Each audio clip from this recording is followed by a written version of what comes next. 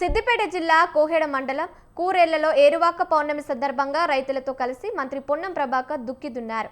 ఈ సందర్భంగా మంత్రి రైతులకు ఏరువాక పౌర్ణమి శుభాకాంక్షలు తెలిపారు. తెలంగాణలో సమృద్ధి వర్షాలు పడి రైతులు పాడి పంటలతో ఆయురారోగ్యాలతో ఉండాలని కోరుకున్నానని మంత్రి తెలిపారు.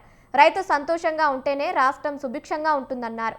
అందుకే కాంగ్రెస్ ప్రభుత్వం రైతు సంక్షేమాన్ని అత్యంత ప్రాధాన్యంగా తీసుకొని అనేక కార్యక్రమాలు అమలు చేస్తుందన్నారు.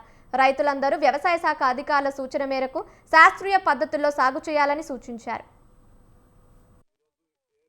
పౌర్ణమి వ్యవసాయ ప్రారంభ దినం. తెలంగాణలో సమృద్ధి వర్షాలు పడి రైతులందరూ కూడా మంచి పాడి పంటలు వేసుకొని ఆయురారోగ్యాలతో ఉండాలని ఆ భూమాతను ప్రార్థిస్తూ ఈరోజు మరి కోహెడ మండలం ఇక్కడ కూరెళ్ల గ్రామం లోపల గ్రామ సర్పంచ్ ఇతర మండల పెద్దలందరి సమక్షం లోపల వ్యవసాయ కార్యక్రమాన్ని వ్యవసాయాధికారుల సమక్షంలో లాంఛనంగా ప్రారంభించడం. తెలంగాణ ప్రభుత్వం పక్షాన రైతులందరికీ శుభాకాంక్షలు.